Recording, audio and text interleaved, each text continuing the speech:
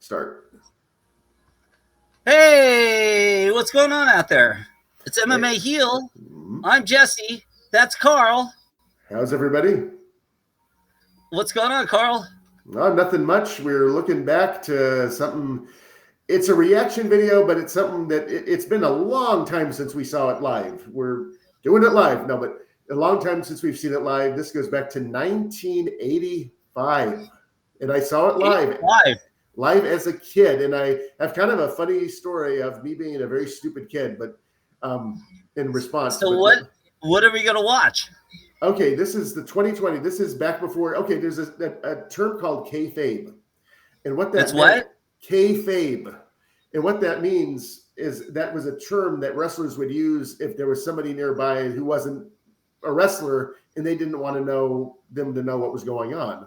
So this is before, and what they consider the death of kayfabe was when Vince McMahon came out in 1996 and basically said on Raw that this is all for entertainment. He pretty much came out of the closet and said, this is all for entertainment. But this is back in 84, excuse me. This is back in 1984. And so at this point, you did not want to tell a wrestler that it was fake. Because then that wrestler would feel that he had to protect the business. And he would, Haku bit somebody's nose off for doing that. Hey, remember when I told you wrestling was fake? When we were kids, yeah, I was upset. Yeah, I was. What? You were really upset, right? But it's real, isn't it? Isn't it real though? It's real to me. Yeah, it's still real to me. I was just messing around when I said it was fake. Oh, okay, all right. Anyway, this is John Stossel from 2020. He was doing an expose on pro wrestling.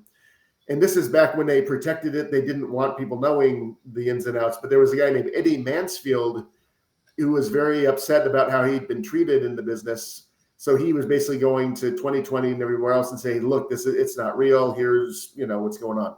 So this is Dr. D. David Schultz, right?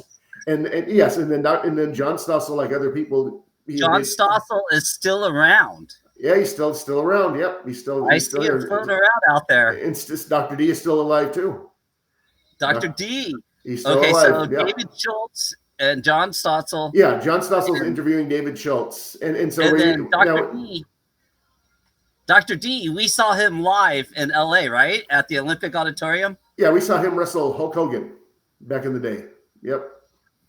Wow. Yep. Hogan and Dr. D had Hogan beat, and then he pulled him up, refused to pin him, and then Hogan ended up beating him with a leg drop. But I remember that we saw that I think it was L.A. or Anaheim, one of the two. But your dad brought us there. Your dad took us. That was if my dad took us, that was in Olympic Auditorium downtown. Okay. Yeah, Olympic Auditorium. Skid Row. Yep, Olympic Auditorium. That's where that was. Skid Row. Yeah. All right. So let's take a look. So this is a really controversial time in 85 about wrestling being fake or not. Yes. And this is great. I remember seeing this when I was a kid. And Dr. D had the fro going on there. There we go. Okay, so let's. He has nice hair.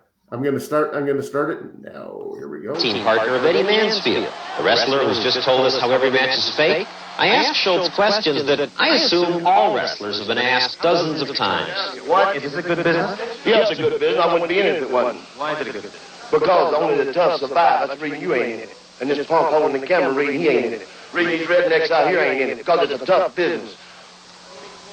That's terrific. What? Is that all you got? I asked you the standard question. Standard.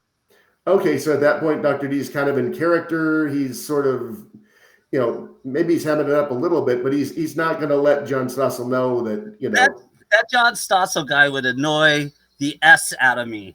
Totally. I'd be like, come on, John. Relax with your mustache, bro. Yeah, and then and apparently Dr. D, he had talked to Dr. D before about this, but he didn't know he was going to say, I think it's fake. He was going to say it in a different way. He didn't like the way that he put it. John Stossel, that guy starts a lot of S. Well, that's what he's paid to do. Okay, so here comes the big moment right now. Question. I think this is fake. You think it's fake? Oh. What's that? Is that fake? Huh? What the hell's wrong with you? That's open hand slap. Open hand slap. You think it's fake? Ooh, that was for the left. That was the left-handed open hand slap. And that was it. That was a very, it was a pretty. That was pretty good.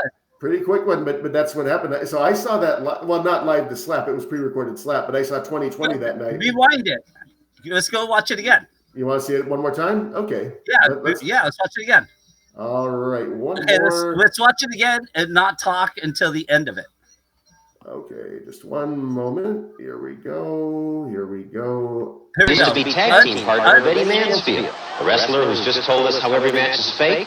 I asked Schultz questions that I assume all wrestlers have been asked dozens of times. What? Is it a good business? Yeah, it's a good business. I wouldn't be in it if it wasn't. Why is it a good business? Because only the tough survive. That's the reason you ain't in it. And this punk holding the camera reading, he ain't in it. Reading these rednecks out here ain't in it. Because it's a tough business. That's terrific. What? Is that all you got? That's terrific. I'll ask you the standard question. You know, Standard question. I think this is fake. You think it's fake? What's that? Is that fake? Huh? What the hell's wrong with you? That's open hand slap, huh? You think it's fake? See Mr. Fuji, come on. Yeah. There, stop. Stop it right there. Oh, okay. You go back. Let's see who's standing there watching it. Okay, just a moment. All you have to do is go back like a few.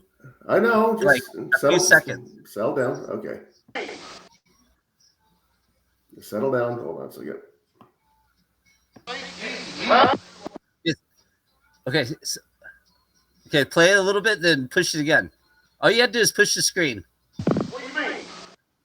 Yeah, I saw Mr. Fuji earlier. That's the only one I noticed. Mr. Really, Fuji! yeah. Why didn't he go in there and stop it? Why didn't he go in there and stop the violence? Well, no, he thought Dr. D was probably protecting the That's business. part of the show. Open hand slap. Yeah. Yeah. Right? So he ended up getting sued for quite a bit for that because John Stossel was having like some problems with his ears, but Dr. D said that he didn't hit his ear, that he hit his cheeks. I'm sure Uncle Vince paid that deal, gave him a little slap, gave him a little cash and a slap in the butt. Yeah.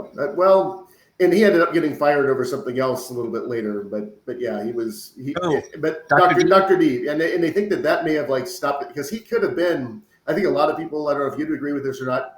I think he was like the original Stone Cold type character where he could have been like a heel face type of anti-hero if he'd stick around.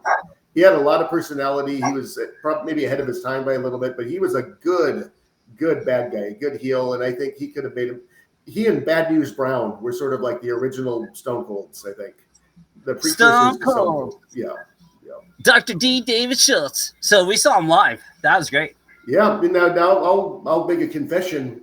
When I was a kid, they talked about how they used Eddie Mansfield on the show, that 2020 show, talked about how he would do the razor blade to, when they would cut themselves to bleed. So me being a little kid, well, not little kid, I was 12. No, 11. No, I was 11 in 84. So I was 11 years old in 84. I went, took one of my sister's razor blades, cut myself, and then I came inside. I said, "Oh, a rock fell on my head." And then my sister's like, "No, I know what you did. 2020." I came over that day. Okay, you saw it then. Yeah. So I was a very. All right. Well, thanks for telling us. Okay. Well, you already knew, but I already knew. Yeah. I didn't think you would say anything. What's that?